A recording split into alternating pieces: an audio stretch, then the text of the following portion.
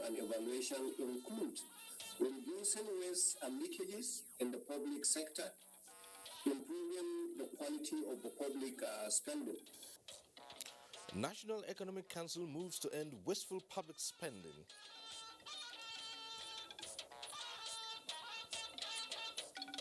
Presidential approval throws up new leadership at National Sugar Development Council. It is only through cooperation that we will be able to utilize these resources effectively. Plus, President Buhari eulogizes John Magufuli as African leaders shower encomiums on the late Tanzanian leader.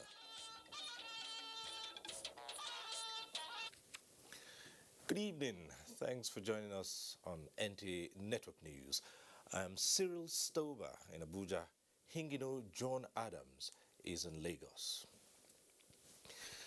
President Muhammadu Buhari joins the government and people of the Republic of Tanzania in mourning the passing of President John Pombe Magufuli at the age of 61, stating that his legacy of patriotism and dedication to the African cause will continue to resonate across the continent.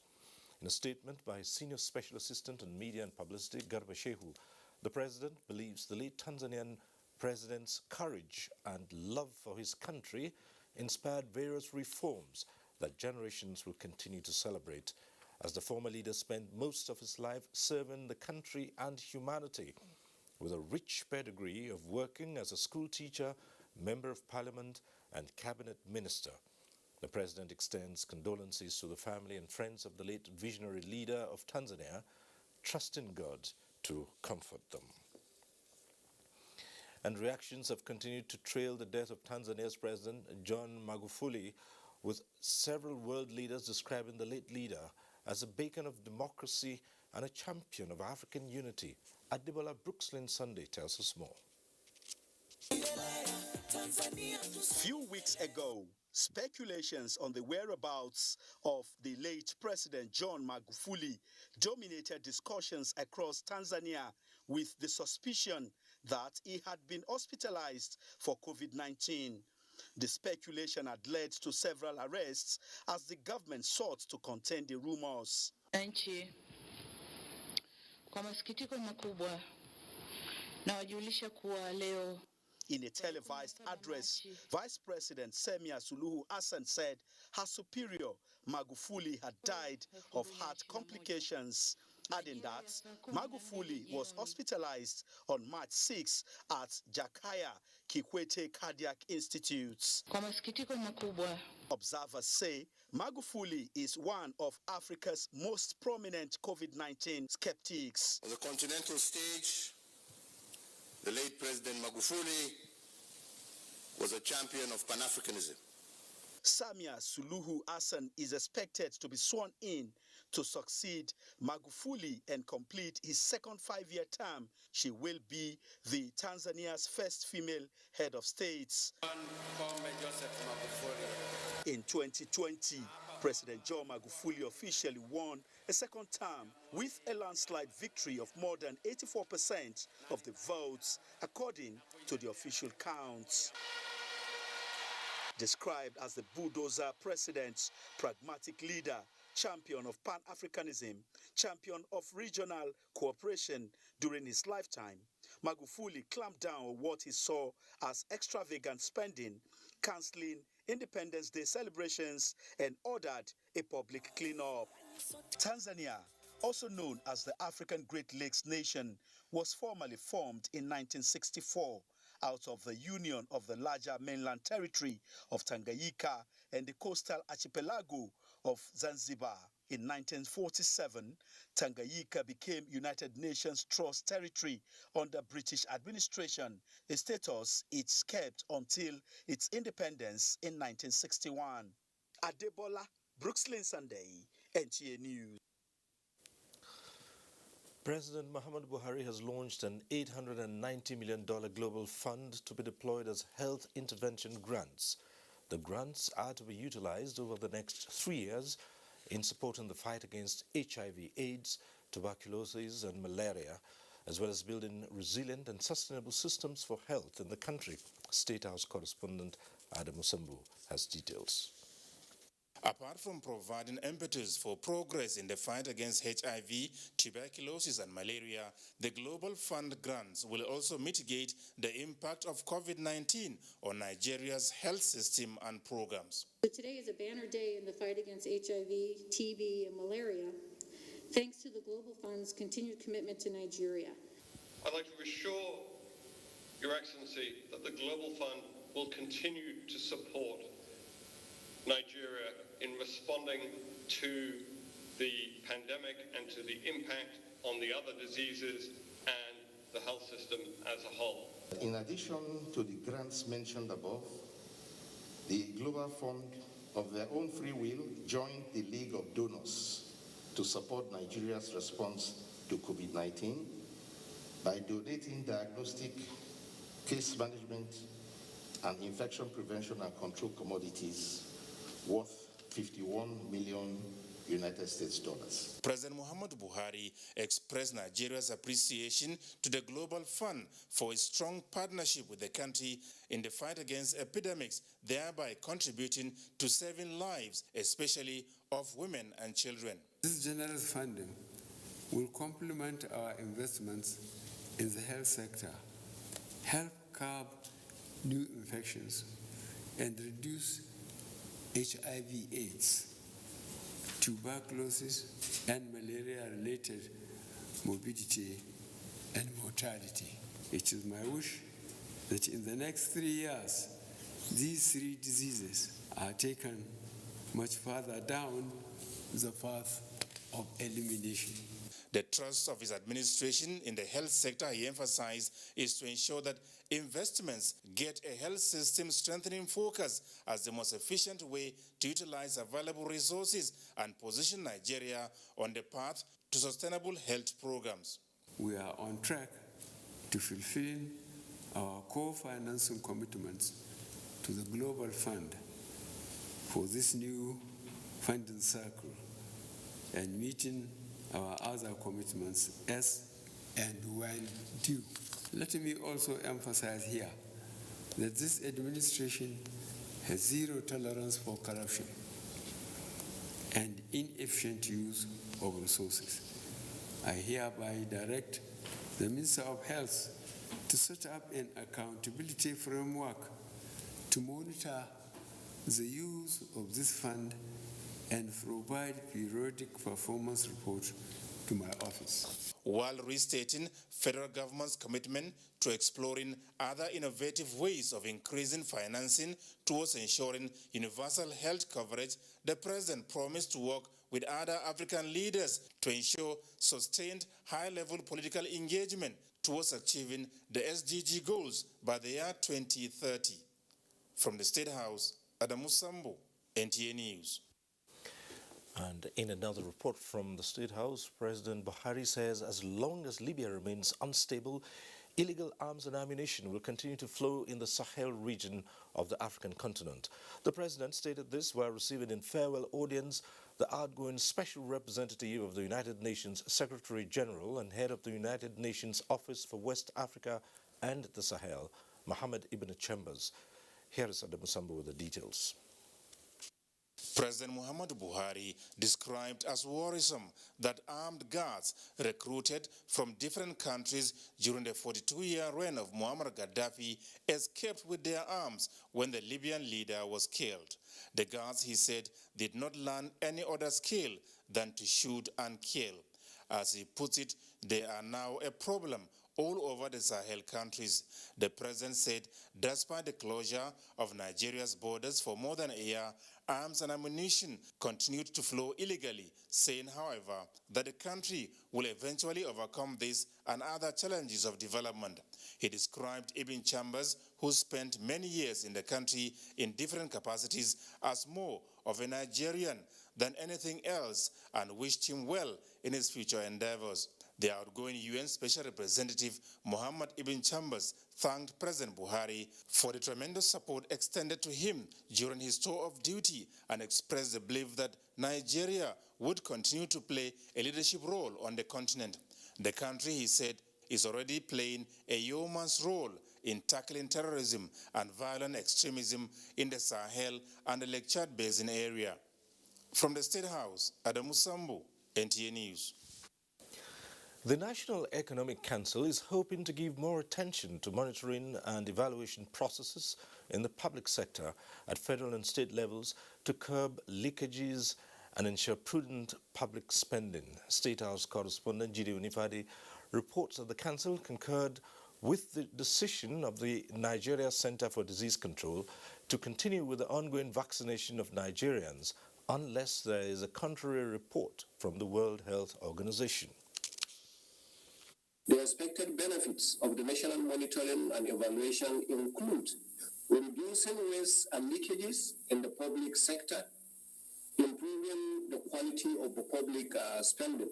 Governor Abdullahi Sule of Nasarawa State speaking on some benefits of the monitoring and evaluation policy, on which the National Economic Council receives a memorandum for consideration from Minister of Finance Zainab Ahmed. Also to provide independent objective assessment of the merit of public policy strategies, program as well as projects, and providing a source of reliable, meaningful information for the citizens in order to assess government policy. On the journey so far on broadband penetration in Nigeria, especially since the beginning of this administration, Communications and Digital Economy Minister Isa Pantami says the sector has done tremendously. Any benefits beyond the tax to be collected if the broadband penetration is good in our state or in our locality. So the council agreed to the resolution, and His Excellency the Vice President intervened and also pleaded with the governors to ensure compliance in their various states. During the meeting, Vice President Yemi Osinbajo, presided over the meeting, launched a report on the ease of doing business in states.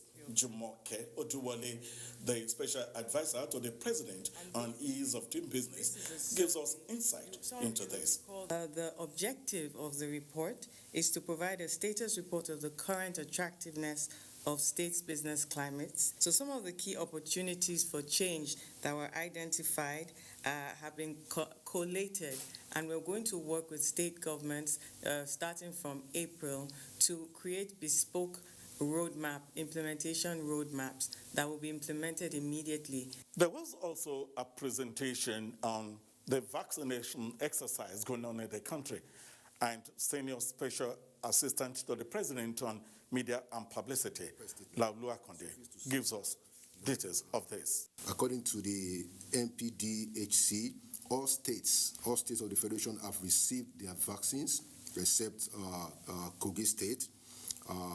And then we have reports that the vaccination application has been launched in most of the states. And also there's a plan to have the ICPC co-opted into the vaccine accountability to ensure that things are done properly and transparently. The State House, Jide Onifade, NTA News.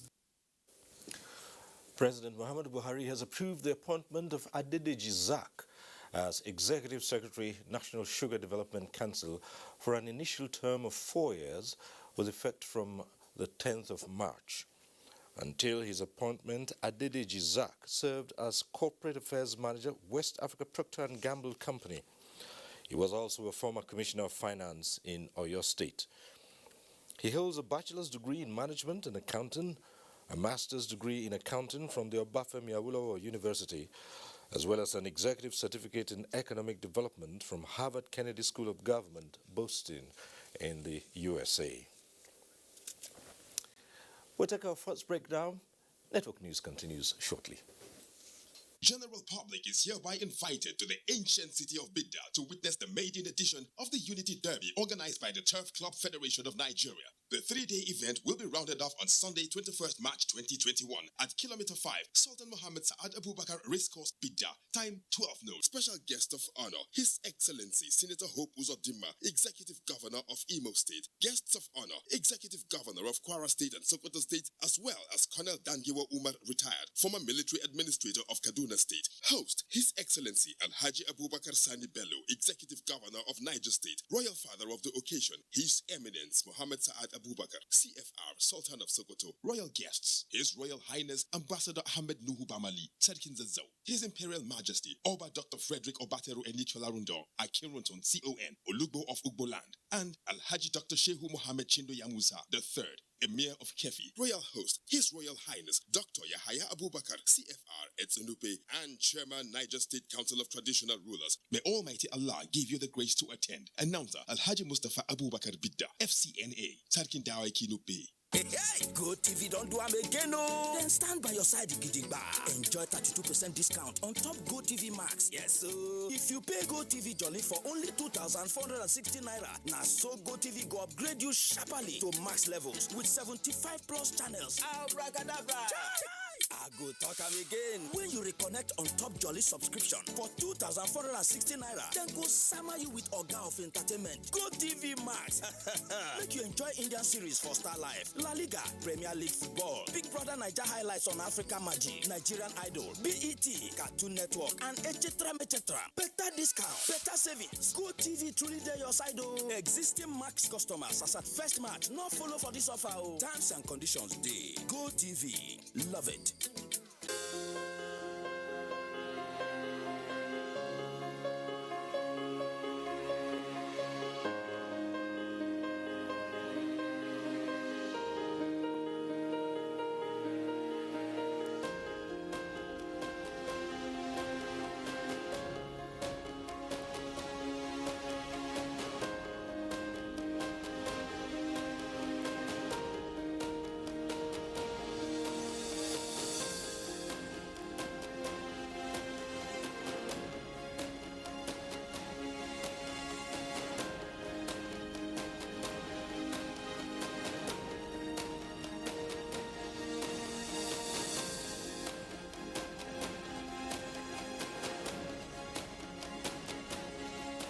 This vaccine is safe and it has been certified safe and usable by NAFTA.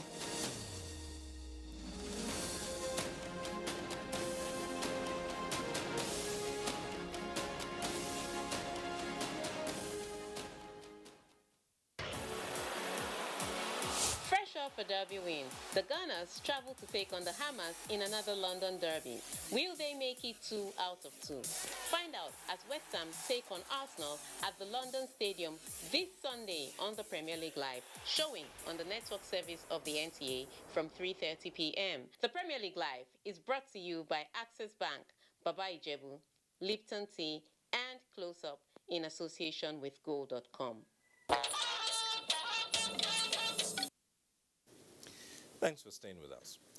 The Senate Committee on National Identity and Population has screened Muhammad Dattijo Usman, nominee for appointment as the Federal Commissioner representing Niger State in the National Population Commission. The committee demanded to know from the nominee areas in the commission where he will be making interventions. He submitted that the establishment of a long-term plan for credible data collection and analysis needs urgent attention. That the Constitution is very clear about the population census, but what the Constitution says is to conduct census periodically. So some people are advancing arguments that the period need to be spelled out.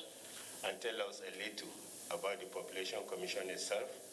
We are probably, you have observed that the Commission has not done so well, and what you think you are bringing on board as a nominee of Mr. President to make the place more functional?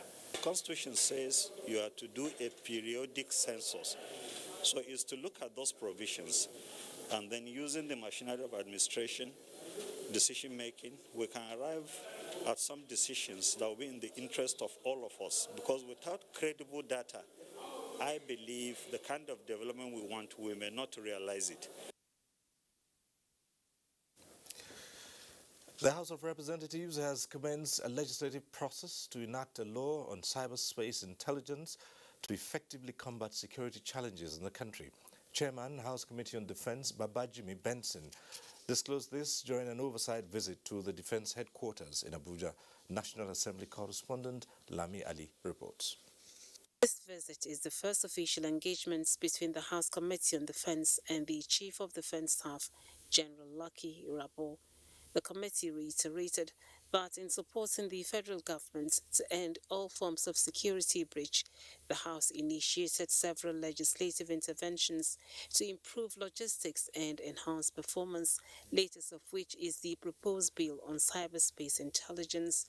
The importance of space and cyberspace to the modern warfare cannot also be underestimated. The space and cyberspace has become a very critical sphere economically and militarily. Therefore, maintaining their capability is now an emerging necessity for military operations globally.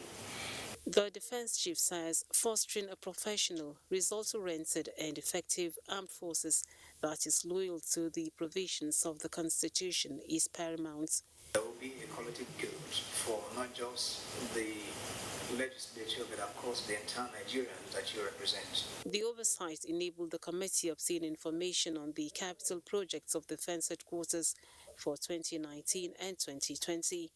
In another development, the House Committee on Federal Road Safety Corps has handed over fire trucks to the Borno State Command of the Corps, donated by the state government. Lami Ali, NTA News.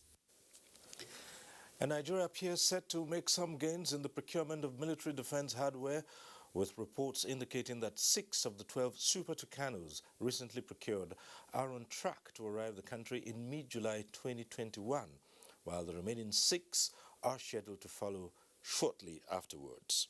A statement by the Senior Special Assistant to the President on Media and Publicity, Garba Shehu, said 14 Nigerian pilots are also currently training at Moody Air Base in Georgia. The Super Tucanos came off the production line in Jacksonville, Florida, and are now being equipped and flight tested. In November 2018, SNC was awarded a $329 million foreign military sales contract from the U.S. government to build 12 A-29s for the Nigerian Air Force. The armed turboprops are intended for use against Boko Haram and Islamic State militants. And the first quarter regular meeting of secretaries to state governments has ended with a call for increased efforts at tackling issues of national security. Kenneth Nanim reports that the meeting, which was held virtually, was presided over by the Secretary to the Government of the Federation, Boss Mustafa. Leveraging on the theme of the meeting, which is the role of secretaries to the state governments in strengthening sub-national level security architecture, the National Security Advisor and the Inspector General of Police urged the SSGs to embrace community policing strategy and synergize with stakeholders to sufficiently coordinate all security activities in their domain. Fighting insecurity within the localities, that's why the federal government came up with community policing strategy. And this community policing strategy, as we're implementing it, we want the secretaries to the governments of each state to be fully involved in it. The initiative has commenced in most states, and it includes, but not limited to, the regulation and mobilization of all informal policing outfits. Adequate intelligence gathering, deployment of ICT in national security, public enlightenment, and the need to strengthen traditional institutions were identified at the meeting as some of the areas requiring urgent attention at the state and community levels. We must go back and recalibrate the entire political structure. If the wards and the local governments are not working for us, let's begin to think about other things that will work for us. The meeting also evaluated implementation of social investment programs at the state level and the need to secure the forests from criminal activities in order to harness inherent potentials. Kenneth Nanim, NTA News. And the 3 persons are believed to have been kidnapped by bandits at Karji, a community along Ibrahim Yakowa Way in Kaduna. Abdullahi Mohammed reports that 1 person reportedly died in the wake of the attack by the bandits, while residents of the community are still reeling from the attack.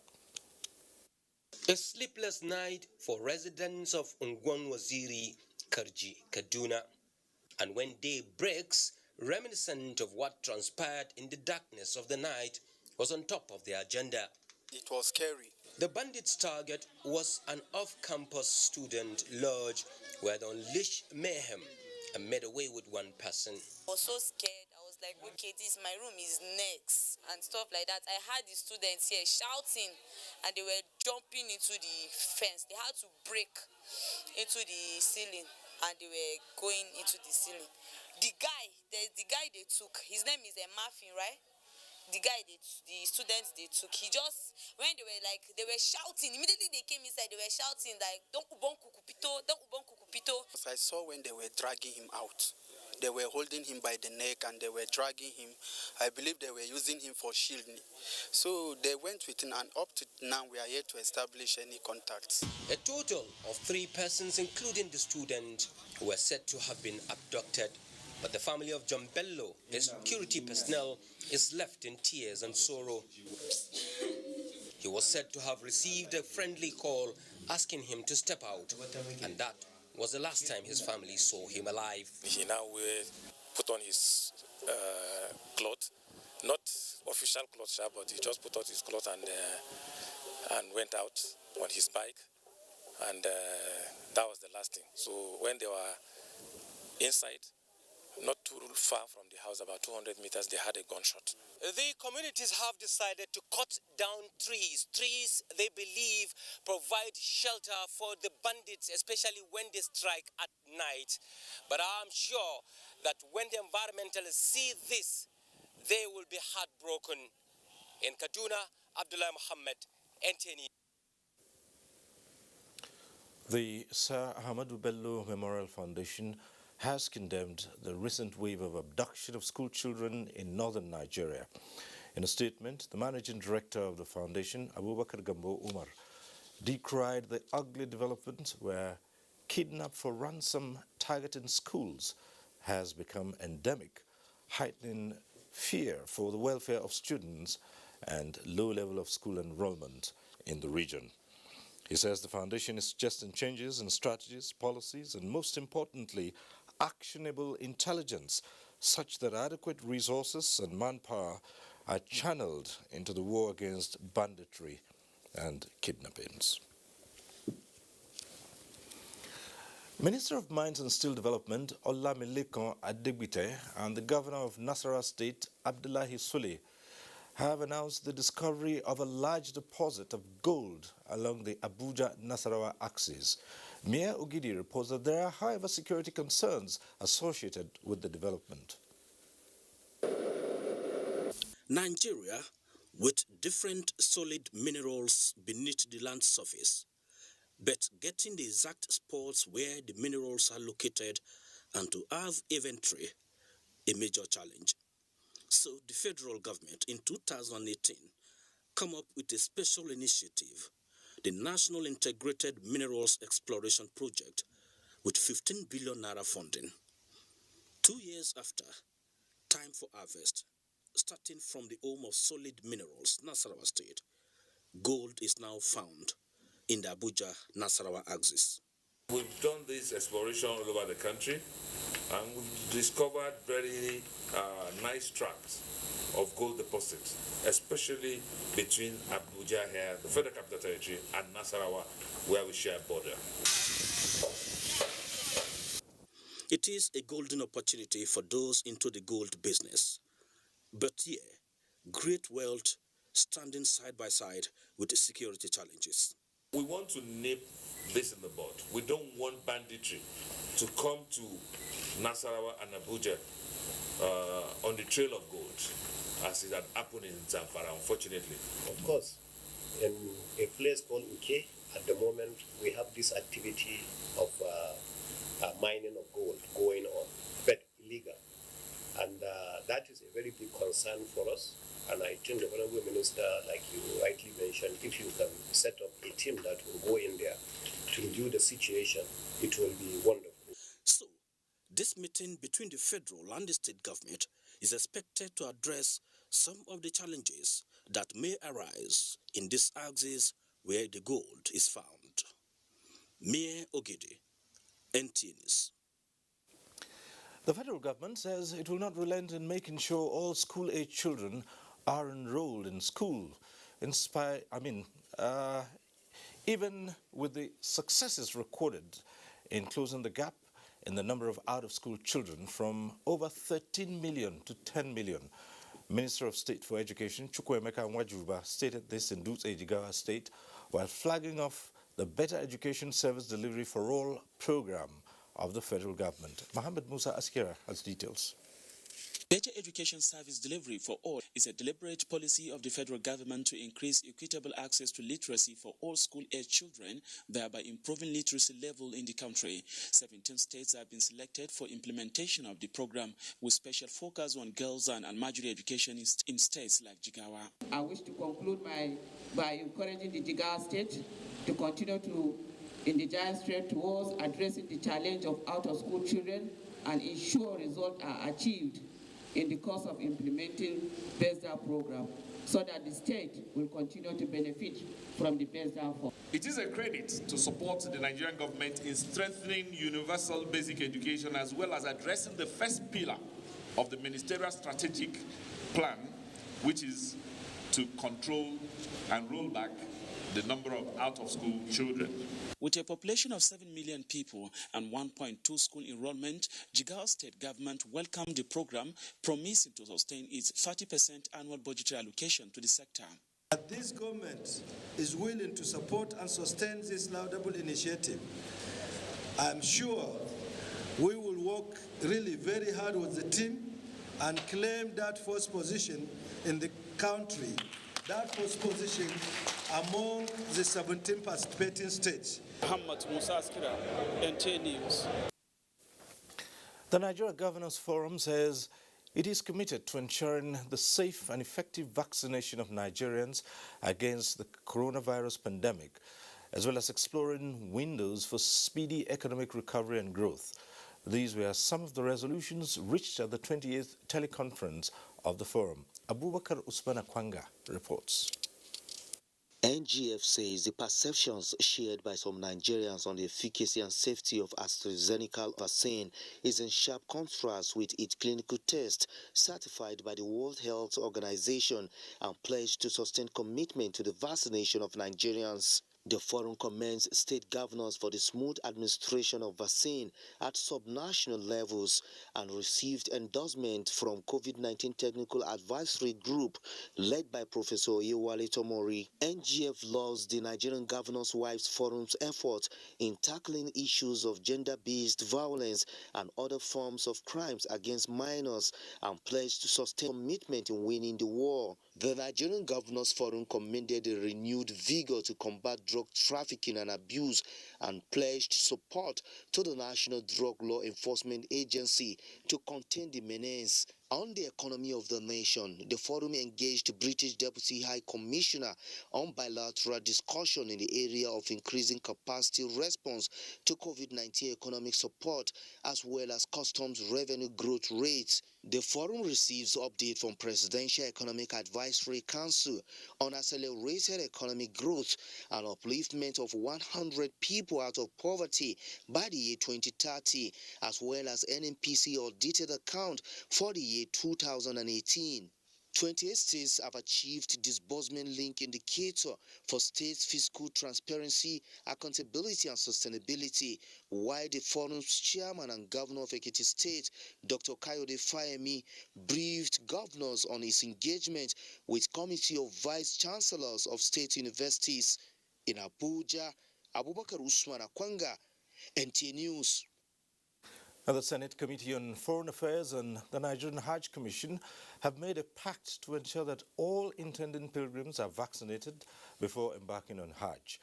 The agreement was reached at a dinner organized by the Nigerian Hajj Commission in honor of the newly posted Saudi Arabian ambassador to Nigeria, Faisal bin Ibrahim Al-Ghamdi.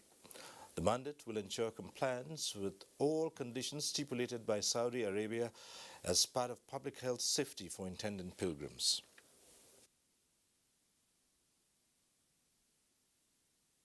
There will be no occasion when an intending pilgrim will be left behind because he had no guts. we'll do our best possible best to make sure all Nigerians traveling to the Kingdom of Saudi Arabia, they follow all the protocol of the COVID-19.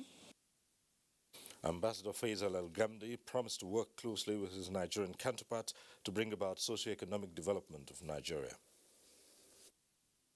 Inshallah, we are going to work together to ensure success for Hajj exercise.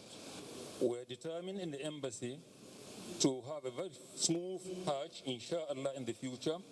The Hajj Commission has discussed with the relevant agency in Nigeria and where priorities as far as COVID-19 vaccine is concerned. Abdullahi Musa Suleja reports that the Hajj Commission expressed readiness to participate in the 2021 pilgrimage if and when the Saudi authorities decide to expand participation of the Hajj in the wake of the coronavirus pandemic. The Chief Justice of Nigeria, Justice Ibrahim Tanko Muhammad, has formally inaugurated the full-scale automation of Nigeria's justice system. This is in a bid to cope with the unfolding challenges associated with COVID-19 and the dispensation of justice in Nigeria. Judiciary correspondent Vera Chimumba reports.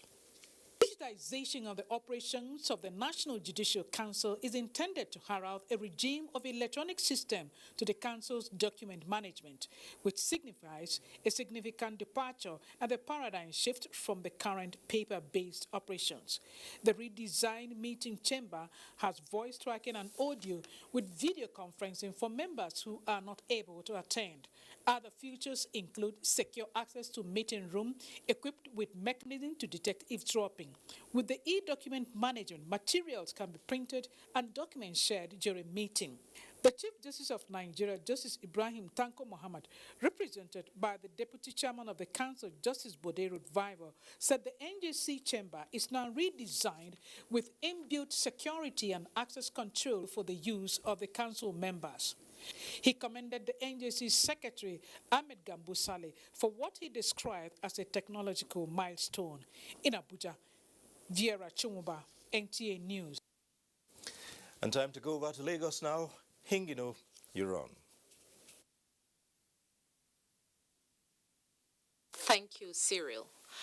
The federal government will not relent in its effort towards providing enabling policies, resources and strategies for a safer Nigeria. The Minister of Interior, Ogbeni Rauf Aregbesola, gave the assurance at the official inauguration ceremony of a modern aerial firefighting vehicle in Lagos. Imole Ayotokede Ogunfowora has details. Managing fire and emergencies can be challenging without appropriate facilities. This aerial hydraulic platform, a DG-54M fire truck of 54 meters working capacity, is one of the newly acquired machines in 2020 by the federal government to boost firefighting equipment in Lagos. The truck, which can serve both for rescue and firefighting, has the capacity to accommodate 4 firefighters during operations. This is a fire equipment that can tackle fire incidents in high-rise buildings. It's a truck with capacity to elevate, to push firefighters to as high as 18th floor level. Of course, it's an addition, and we welcome the effort of the federal government in supporting the firefighting crew in Lagos. Every time that we call upon the federal fire service, it's been awesome. We've been working together, so we are the same team. The Controller General for the Fire Service described the truck as a dream come true, stating that it is the first of its kind in the last 40 years. We felt the first place to have it is Lagos. That is why when we took delivery from the port, we did not carry it to Abuja. We left it here in Lagos and put it into use in Lagos State. The Federal Fire Service is seeking for a comprehensive collaboration with other security agencies to protect firefighters and equipment from vandalism. In Lagos, Imole Ayotokede Ogunfowora, NTA News. Moving on to health matters now. The dream of stamping out COVID-19 from Lagos State is fast as two major health institutions flagged off COVID-19 vaccination. Annie Daniels reports. To these health workers and caregivers from the Lagos University Teaching Hospital, LUTH, and the Nigerian Institute of Medical Research, NIMA, the COVID-19 vaccination couldn't have come at a better time than now, after some health workers contracted the virus from asymptomatic patients. If you help us spread this message so that Nigerians everywhere can comply. Heads of the Lagos University Teaching Hospital, LUTH, and the Nigerian Institute of Medical Research, NIMA, led other staff in taking their first doses of the COVID-19 vaccine. Let us all register en masse. Let us take the vaccine. It has been proven safe. It will save our lives. If you refuse to take the vaccine, you are doing a disservice to the nation, because it will be a challenge for the nation to develop herd immunity. The vaccination process was very smooth and swift. You just feel a little injection prick.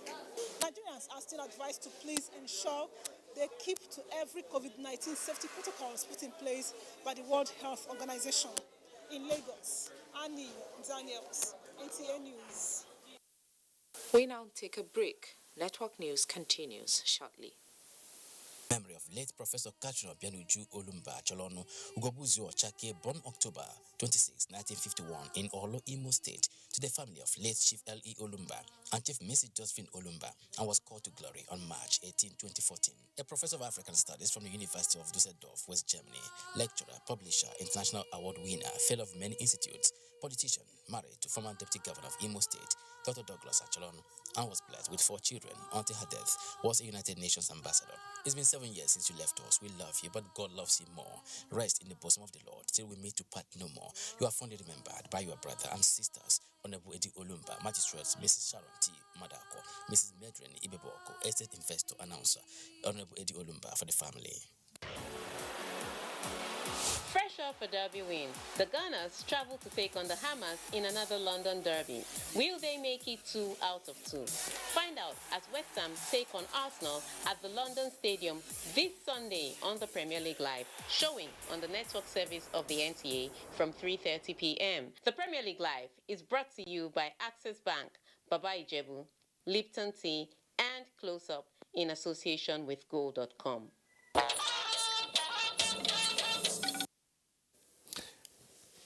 We're back in Abuja now, and let's take this one on current investigations into alleged police brutality. The families of the 6 young traders who were extrajudicially killed by some police officers on the 8th of June 2005 appeared before the independent investigative panel on allegations of human rights violations by the defunct SARS, seeking 200 million naira for compensation from the federal government. Counsel to the petitioners, Amobi Nzelu, appealed to the panel to revisit the case, as the young traders were their families' breadwinners as at the time they were murdered. Judiciary correspondent Vera Chumba reports that the panel heard other cases of rights abuses and arbitrary arrest and detention. The government had paid 3 million naira to each of the families of the deceased Apple 6 in compliance with the recommendation of the judicial panel set up to investigate the killings in 2005. The panel also recommended that the bodies be exhumed for families to bury, with a 500,000 naira burial expenses to be given to them. The FCT High Court had, in addition, indicted some of the officers for the killing. Counsel to the petitioner Amobi Nzelu SAN, however, told the panel that 500,000 naira burial expenses had not been complied with by the federal government. He further told the panel that 3 million naira was grossly inadequate to assuage the pains suffered by the families. So there can be an appeal panel. We ask them to upgrade the money that was paid them as compensation. This is a matter that has since been resolved judicially, and all the processes required has been concluded. Compensation paid, which he admitted. The chairman of the panel, Justice Suleiman Galadima, after listening to both parties, fixed 15th of April for ruling. DSP Yusuf Bailey, who collaborated the evidence by SP Justin Adaka in the case of alleged judicial killing of one Daniel Agoro, told the panel that the deceased was a kidnapper. While going to the border was shot by its member where we had an encounter with the civilians. The tendering of a locally made gun recovered from the deceased caused a slight uproar as the panel chairman asked him to hold on with the gun. The panel also heard other cases. In Abuja, Viera Chinwuba, NTA News. Since the coronavirus pandemic, the world has changed, with citizens' lifestyle continuing to emerge through the new normal. Key players say the 30th lecture series of the Society of Petroleum Engineers is repositioned towards playing an important role.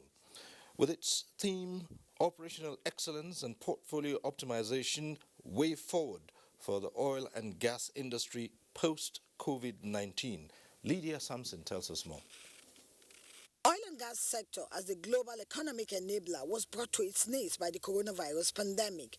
Though the global market is gradually rebalancing, experts say the situation is still fragile and the need to leverage on technology to fit in and remain relevant in the international energy dynamics cannot be overemphasized. The government of President Muhammadu Buhari recognized the significance of the oil and gas industry as an enabler of national growth and development. The Ministry of Petroleum Resources, therefore, carved out some strategic priorities to stimulate the sector. NNPC is embarking on an aggressive drive to monetize its gas reserves, thereby increasing revenue and power generation. This will offer the opportunity for the corporation to also stimulate its interest in cleaner energy investment. The 30th lecture series, the first of its kind, is already keen into technology with a hybrid event with limited in-person participation, while others joined virtually. They decided it is time the industry stopped thinking itself special and start re-intensifying efforts to key into the global energy transition for cleaner energy at an affordable cost. We need to keep our eyes on the ball to make concerted effort to wade through the fragile business environment by eliminating inefficiencies, reducing costs. The theme of this year's lecture series, Operational Excellence and Portfolio Optimization, Way Forward for the Oil and Gas Industry Post-COVID-19, is very apt and is very important to the realization of government plan transition. They are unanimous that with the requisite collaboration and partnerships, the oil and gas sector in Nigeria can be repositioned. In Abuja, Lydia Sampson, NTA News.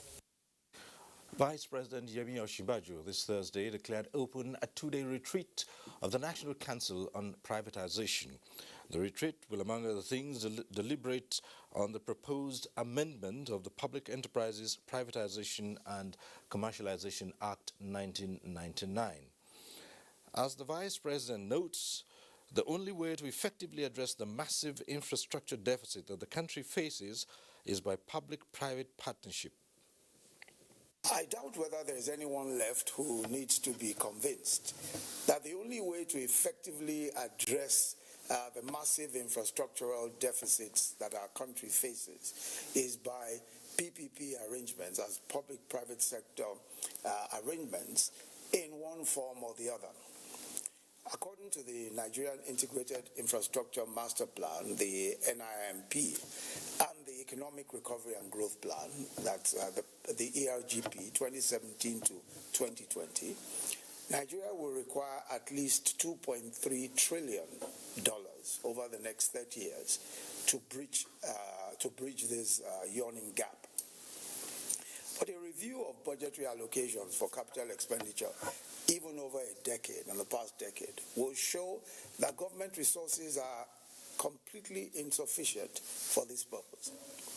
While government can take either commercial or concessionary loans for infrastructure development, this is an additional burden for a usually considerably leveraged balance sheet. As Vice President Osinbajo observed, there is a large pool of investable funds from both local and international investors for the development and maintenance of infrastructure, which are only accessible where there is a business case to be made for developing public infrastructure. State governors and the Conference of Speakers continue their dialogue on the best way to resolve the lingering issues surrounding the implementation of the Executive Order 10, which has to do with financial autonomy for the legislature and the judiciary at state level. Representatives of both sides jointly had a meeting with the Chief of Staff to the President, Professor Ibrahim Gambari, last week, and hoping to conclude in the next meeting. The parties also met with the Chief of Staff to the President this Thursday, and Chairman of the Governors Forum, Kayode Fayemi of Ekiti State, speaks on the outcome of the meeting. Very fruitful meeting. I think we're nearer solution than disagreement. And there are broad principles that we have all agreed on, but the details will be worked out as soon as possible. In principle, we are fully in support of autonomy of the legislature and the judiciary. Two, whatever framework we put together would be on a state-by-state basis because fingers are not equal, as you know. Three, even at that, there must be an irreducible minimum below which no state should go. Thank you very much. The National Council for Arts and Culture has unveiled what it describes as a cultural food basket with a view to targeting and popularizing a healthy lifestyle among Nigerians. Unveiling the brand in Abuja, Director General of the agency, Olusegun Runshewe, called on foreign embassies and airlines to patronize made-in-Nigeria products. Oyinaya Kaluoka reports. Stella Iwagu is a local producer. She is a typical example of the benefit of consuming local products. I came back to Nigeria in 2015, paraplegic. My bladder had issues, my heart had issues. It's like every organ in my body had issues. I was on 21 different medicines that I have to take 3 times a day. But when I moved into Orozo and started the farm, I started eating from my garden. I gradually started dropping those medicines. Some of the symptoms begin to reduce.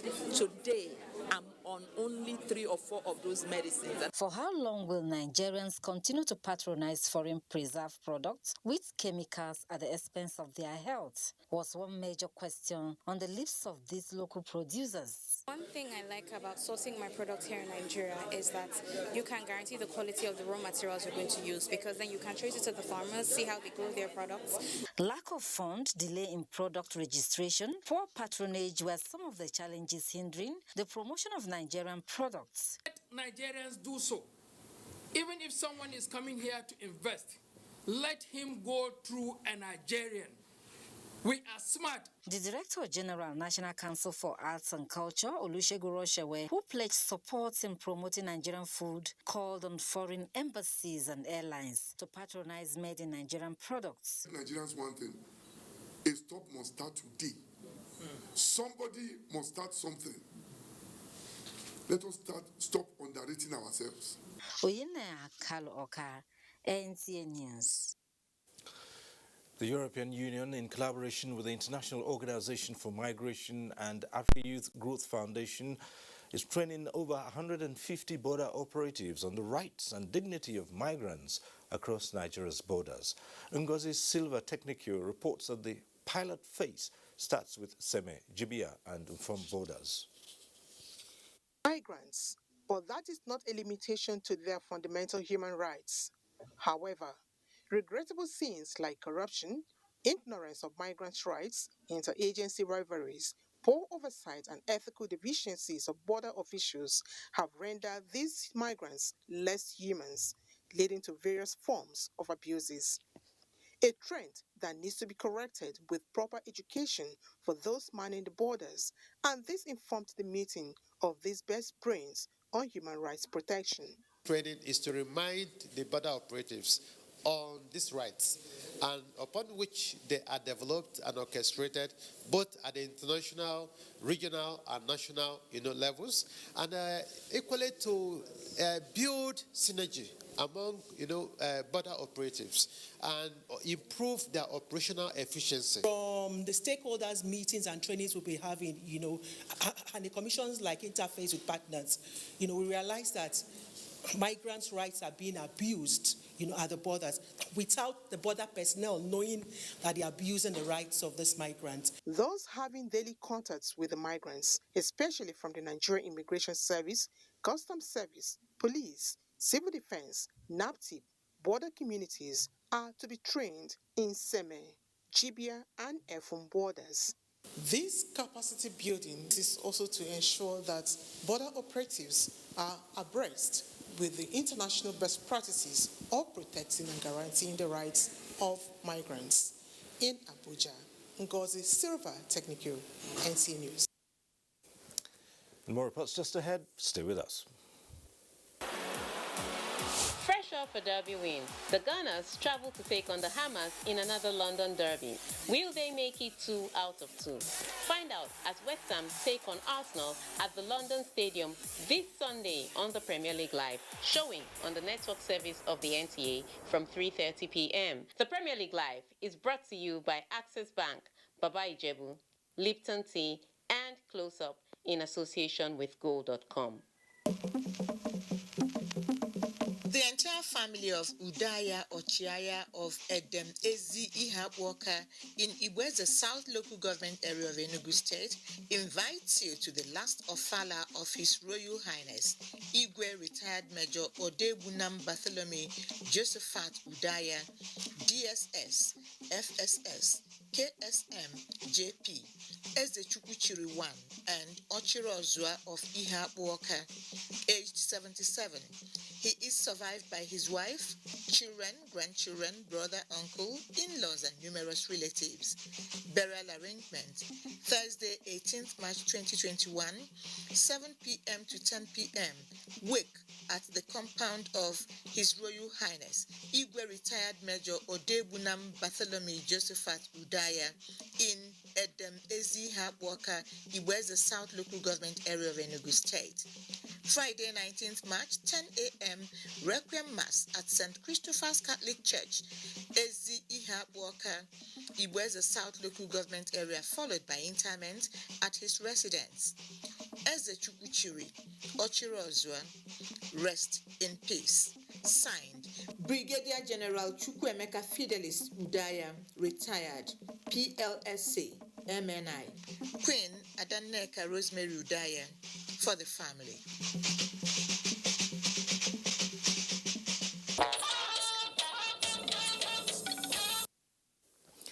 And that's Network News tonight. Remember to be a star. Stand with NTA against rape and rapists. I'm Cyril Stover. Good night.